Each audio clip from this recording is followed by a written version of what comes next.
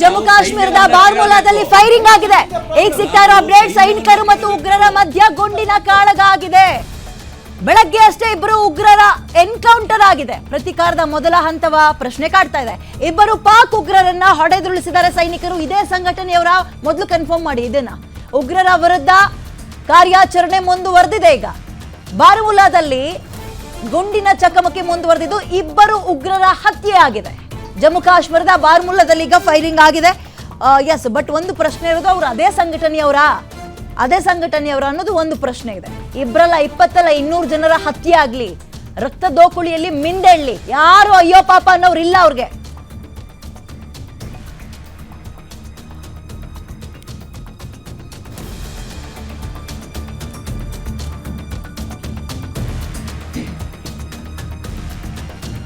ಜಮ್ಮು ಕಾಶ್ಮೀರದ ಬಾರಾಮುಲ್ಲಾದಲ್ಲಿ ಫೈರಿಂಗ್ ಆಗಿದೆ. ಇಬ್ಬರು ಉಗ್ರರ ಹತ್ಯೆ ಆಗಿದೆ. ಸೈನಿಕರು ಮತ್ತು ಉಗ್ರರ ಮಧ್ಯ ಗುಂಡಿನ ಕಾಳಗ ನಡೀತಾ ಇದ್ದು ಬಾರಾಮುಲ್ಲಾದ ಮುಖಾಂತರ ದೇಶದ ಎಂಟ್ರಿಗೆ ಪ್ರಯತ್ನ ಪಟ್ಟಿದ್ದಾರೆ. ಆಗ ನಡೆದಿರುವ ಎನ್ಕೌಂಟರ್ ಇದು, ಆಗ ನಡೆದಿರುವ ಫೈರಿಂಗ್ ಇದು. ಇಬ್ಬರು ಪಾಕ್ ಉಗ್ರರನ್ನ ಹೊಡೆದುರುಳಿಸಿದ್ದಾರೆ ಸೈನಿಕರು.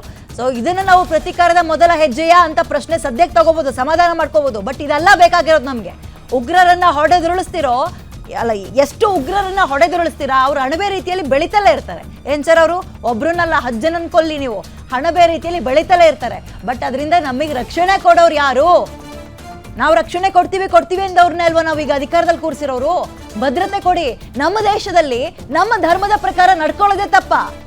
ನೀನ್ ಯಾವ ಧರ್ಮದವನು, ನಿನ್ನ ಹೆಸರೇನು, ಬಟ್ಟೆ ಬಿಚ್ಚು ಅಂತ ಕೊಂದಿದ್ದಾರೆ ಅಂದ್ರೆ ಬದುಕಕ್ಕೆ, ಅಂದ್ರೆ ಈಗ ನಮಗೆ ಒಂದ್ ರೀತಿ ಬದುಕೋ ಸ್ವಾತಂತ್ರ್ಯನೂ ಇಲ್ವಾ ಅಂತ.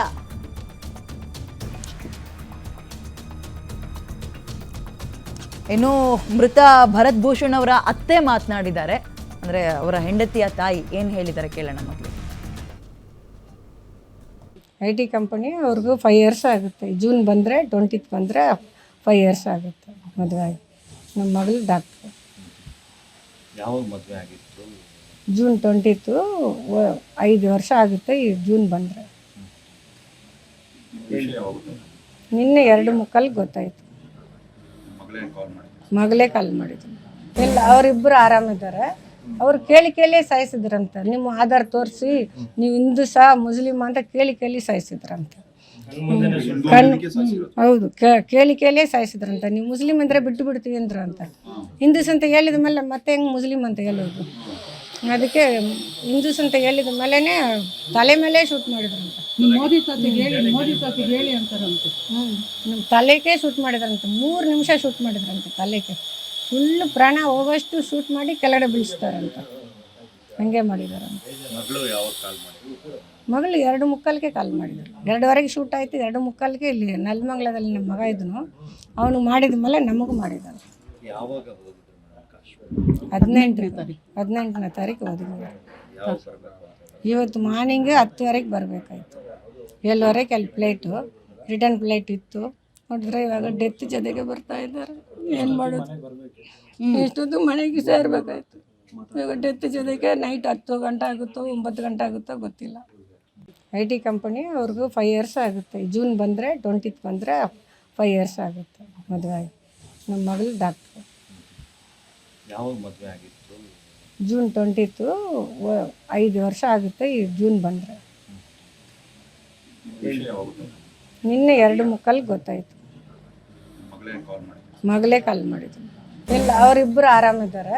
ಅವ್ರು ಕೇಳಿ ಸಾಯಿಸಿದ್ರಂತ. ನಿಮ್ಮ ಆಧಾರ್ ತೋರಿಸಿ ನೀವು ಹಿಂದೂಸ ಮುಸ್ಲಿಮ್ ಅಂತ ಕೇಳಿ ಸಾಯಿಸಿದ್ರಂತ. ಹೌದು, ಕೇಳಿ ಸಾಯಿಸಿದ್ರಂತ. ನೀವು ಮುಸ್ಲಿಮ್ ಅಂದರೆ ಬಿಟ್ಟು ಬಿಡ್ತೀವಿ ಅಂದ್ರಂತ. ಹಿಂದೂಸ್ ಅಂತ ಹೇಳಿದ ಮೇಲೆ ಮತ್ತೆ ಹೆಂಗೆ ಮುಸ್ಲಿಮ್ ಅಂತ ಹೇಳೋದು? ಅದಕ್ಕೆ ಹಿಂದೂಸ್ ಅಂತ ಹೇಳಿದ ಮೇಲೇ ತಲೆ ಮೇಲೆ ಶೂಟ್ ಮಾಡಿದ್ರಂತ. ಮೋದಿ ತಾತಿಗೆ ಹೇಳಿ ಅಂತಾರಂತೆ. ನಮ್ಮ ತಲೆಗೆ ಶೂಟ್ ಮಾಡಿದ್ರಂತೆ. 3 ನಿಮಿಷ ಶೂಟ್ ಮಾಡಿದ್ರಂತೆ ತಲೆಗೆ. ಫುಲ್ಲು ಪ್ರಾಣ ಹೋಗೋಷ್ಟು ಶೂಟ್ ಮಾಡಿ ಕೆಳಗಡೆ ಬೀಳಿಸ್ತಾರಂತ. ಹಂಗೆ ಮಾಡಿದಾರಂತೆ. ಮಗಳು 2:15ಗೆ ಕಾಲ್ ಮಾಡಿದ್ರು. 2:15 ಶೂಟ್ ಆಯ್ತು. 2:15ಗೆ ಇಲ್ಲಿ ನೆಲಮಂಗಲದಲ್ಲಿ ನಮ್ಮ ಮಗ ಇದ್ನು, ಅವನು ಮಾಡಿದ ಮೇಲೆ ನಮಗೂ ಮಾಡಿದ್ದಾನೆ.